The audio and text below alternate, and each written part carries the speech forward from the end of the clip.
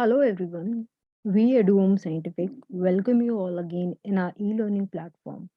First of all, we would like to thank and convey our gratitude for showing your encouragement, support, and like in our previous videos. We believe that our upcoming learning videos will provide you more of such informative and insightful knowledge. So let's begin with today's video. As in our past videos, we have pointed out and summarized you all with the fundamental knowledge about bioinformatics, its basic requirement and application, both in the basic and advanced areas, along with the translational applied areas.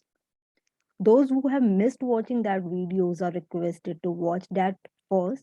So it is going to help you all to understand the upcoming videos and information and technology easily in our upcoming videos. Today we will learn the steps and the basic strategies to start learning bioinformatics. As we have discussed in our last videos, that bioinformatics is an interdisciplinary area having diverse application in biotechnology and other life sciences area. So prior experience with basic biology, life sciences, maths, statistics, computer sciences, and IT will be required.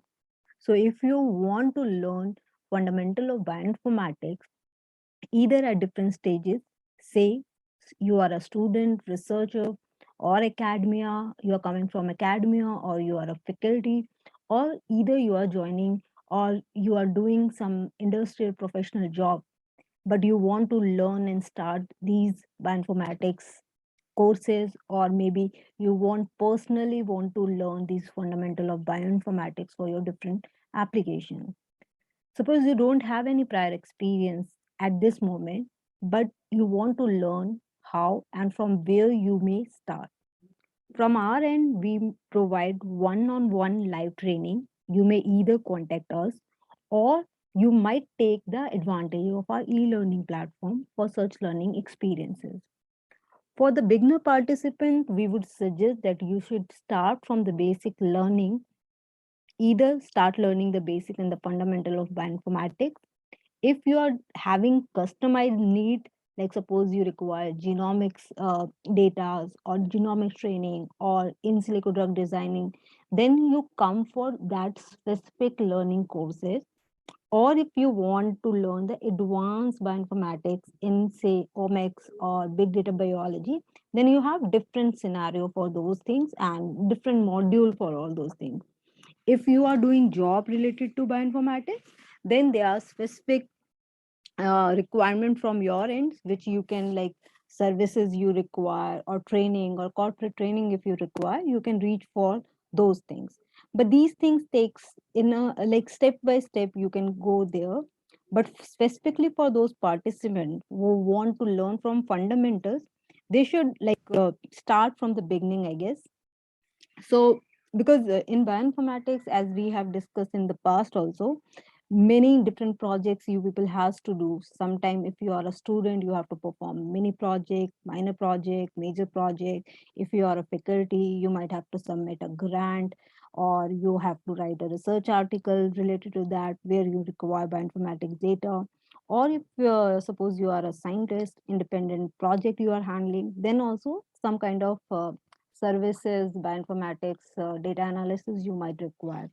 So plan your things systematically. So from basic to intermediate and intermediate to advanced level, either you can go or you can come for the customized learning and customized training and project purpose. So why and what kind of biological data you might be requiring? You might require a scientific validated information for your projects, or you might require scientific validated literature or biological data. Say you might require gene, genome, omic, or public healthcare, or clinical or statistical data related to different projects. This means we have to visit few biological databases. Sometimes these are these are conventional or most frequently used databases with a huge amount of updated systematic databases like NCBI, EMBL, Swiss, Enzymal, GeneCard, or UniProt, and so on. What are the advantage of using these databases? See here, data will be arranged and stored in a systematic manner. You can easily go and get it different kind of data. In our case, we can get biological data. Suppose we are from plant sector, virology sector, or human data related to gene, genome, pathways, whatever kind of data you require, you can go to such platform. And because the data is in a structured form, it can be easily tracked from there. You can download those information.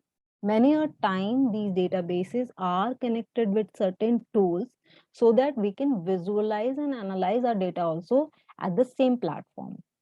If you are a research scientist or a student who are doing some independent project, and if you want to upload those information in such platform, that is also feasible.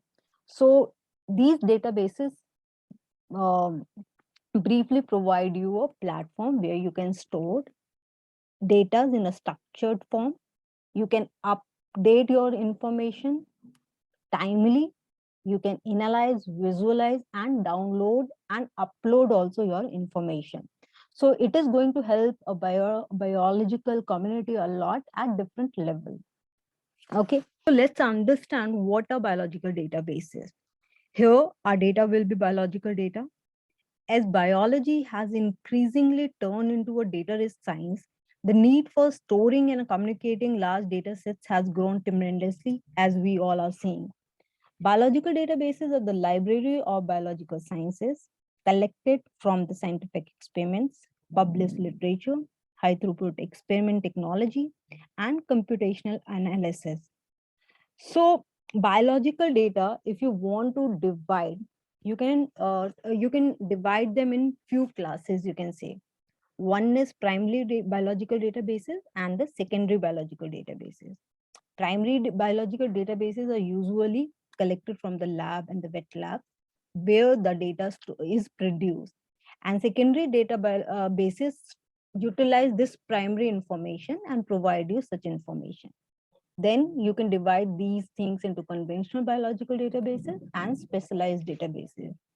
In conventional biological databases are such databases where you get a biological information, which mostly we all require, like gene information, genome information, scientific literature, pathways information. Such examples are NCBI, EMBL, GeneCard, Enzymal, UniProt.